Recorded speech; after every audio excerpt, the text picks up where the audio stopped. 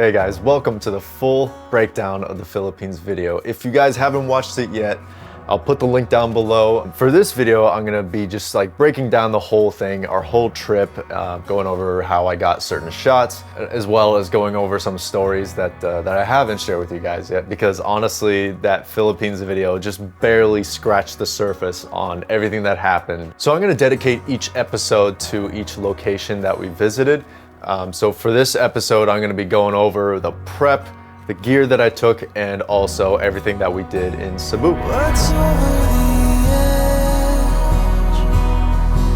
edge? Just over the edge. It's calling, calls me over the edge. Just over the edge. I'm falling, falling. Nico, who is a friend of mine, and I planned to go to the Philippines in April, which, to my surprise, was actually the hottest time of the entire year in the Philippines. I had no idea, but I thought, you know what, it's fine, we'll be okay. And then I got there and I just realized how hot and how humid it actually is. I mean, it wasn't where it was suffocating or anything like that. I mean, the landscape and everything else sort of, made up for it. But yeah, it was very, very hot there. Now let's talk about the gear. The gear that I took was pretty minimalist. I'm not a huge believer in bringing these huge camera rigs with you. I just think that's a little extra. Because I mean, it's just so hot, and the last thing that I wanted to do was just carry around this huge rig, and it would take a long time to assemble. And not just that, but it would just be such a pain to carry around everywhere. So I kept it pretty small. So I brought a Blackmagic 4K. I've been using that camera for 2 years, over 2 years. And I've used it for pretty much every travel video that I've made on this channel. It's an amazing camera. I mean, the quality and the control that you have in post-production, and it's an incredible camera for its price too. It does have some drawbacks, like there's no autofocus, there's no IBIS, so for traveling, it was kind of a disadvantage. And so sometimes it was kind of a pain to sort of like manually focus it the whole time. And there were a lot of car shots and a lot of shots that were just really shaky, where I wish I had a little bit more stabilization.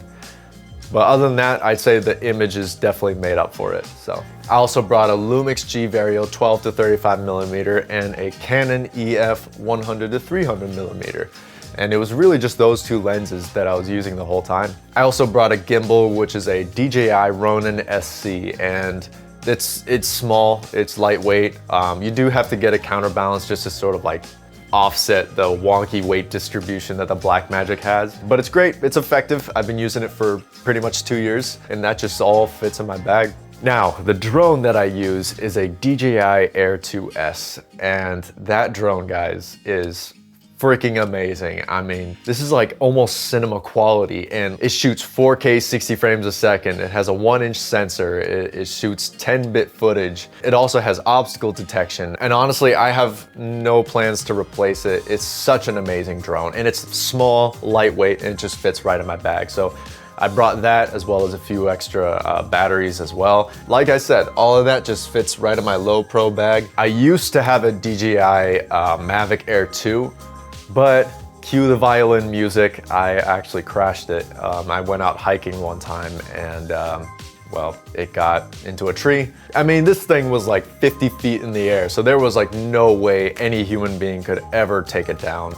So yeah, it's still there. So honestly, yeah, just that and my carry-on luggage, and that's really it. We were just on the go 24/7, so like we really needed to be compact and lightweight with our luggage. So to jumpstart things, I left Seattle, and it was about 11-hour flight to Seoul Incheon Airport, which I had a 2-hour layover, and it was really nice because I'm actually half Korean. And so it was pretty cool to, interact with some Koreans, speak a little bit of Korean here and there. And then after that, I hopped on another 3.5 hour flight to Manila. And I arrived there at around, I think it was like 10 p.m. Nico and Kaya were already there. Kaya is the other girl that we went with. Then, less than, I would say, like 4 hours later, at like 3, 4 in the morning, we got up again and then hopped on another flight to Cebu. When we arrived there, it was a very like surreal experience finally seeing the Philippines in broad daylight. I had no idea that Cebu was such a huge city. It was very like Manila-esque. Like we were driving for a good hour and we were still in Cebu. And then it was about a 3-4 hour drive from Cebu to Moalboal. As soon as we arrived in Moalboal, we stayed at this Airbnb, which was really, really cool. They have this little kitchen downstairs and where they have a full staff. And it was great. It was a wonderful Airbnb. Then after that, we sort of just chilled in Moalboal, and then we just sort of like walked around, got some more food. But honestly, guys, I was so exhausted because I was basically awake for like a good, I would say like 48-ish hours. Like I remember just staring at the sunset and just being like, oh my gosh, I'm about to just like fall asleep right now. Then the next day we did so much in just one day. It is insane. Like we woke up bright and early and then we met up with our driver. His name was JR. He's a wonderful guy. We also had another tour guide there as well. I forgot what his name was, but he was really cool as well. We actually traveled around Moalboal. We went to this one island called Sumilan Island. And it's like this small, tiny little island that's sort of off the coast of Oslob. And that was really cool. I mean, the water was crystal clear. Everything was just so beautiful. And then after that, we went to the Tumalog Falls. Now the Tumalog Falls was, I remember wearing my sunglasses and I actually had to like take them off because this was just so massive. Like it was just straight out of a movie, like straight out of Avatar, basically. Honestly, that camera just does not do it justice, like how massive this place actually was. It was just so crazily beautiful. And then after that, we went to the Dao Falls. Now, Dao Falls was pretty cool. We had to basically hike for about 30-45 minutes before we got to the actual falls. And it was very beautiful there. But I know that there was one thing that we really wanted to do, like the main thing that we wanted to try, which was the canyoneering.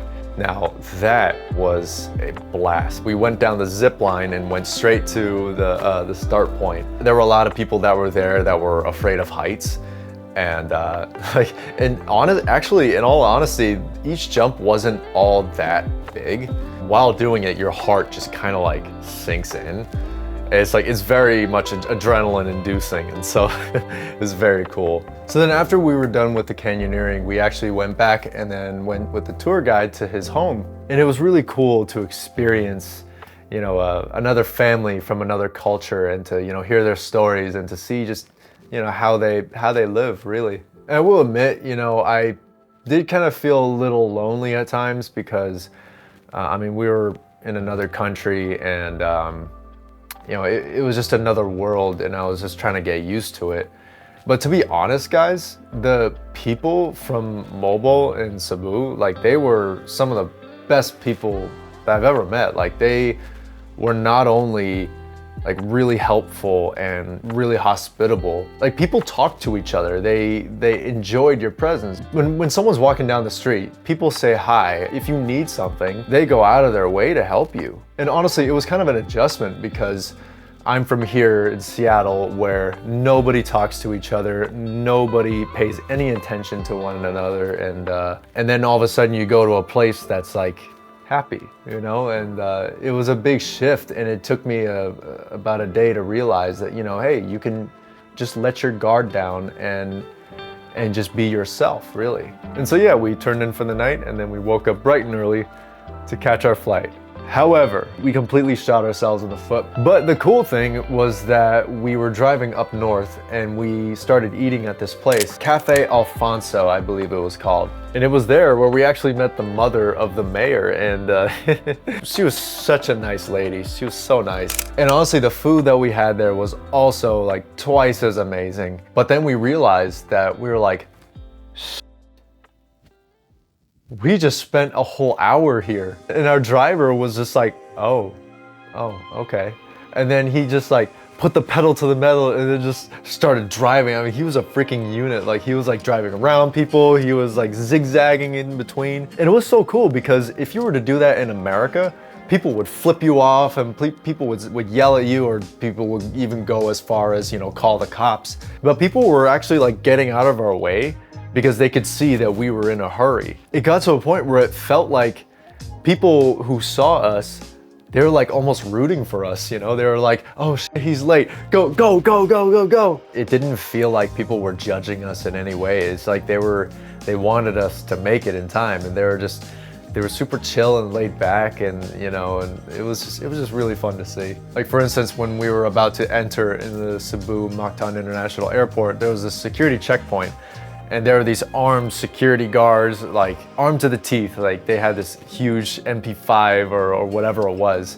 But then the driver comes up to him, he like rolls down the window, and he goes, hey, can't talk right now, we gotta go. Rolls up the window, then speeds right off. And the security guy, he just goes, and then he just moves on to the next person. I'm like, oh my gosh, that's crazy. I started dying of laughter, but it just showed that, you know, how chill people are. Like if you're in distress, people like go out of their way to help you. Like they start rooting for you basically. Even people just sort of like walking around in the airport, they were like, go, go, go, go. It was so funny. And yeah, guys, that was the one thing that I really started to love about not just Cebu or Moalboal, but like the Philippines in general, just how laid back everyone is. And so yeah, would I come back to Moalboal? Hell yeah, I would. Hell yeah. So yeah, guys, that was our adventure from Cebu and Moalboal. I hope you guys enjoyed the video, and stay tuned for the next episode as we go to Siargao next. If you are new to the channel, definitely hit that subscribe button and hit that notification bell when each episode pops up. Thank you guys so much for all your love and support. I'll catch you in the next one.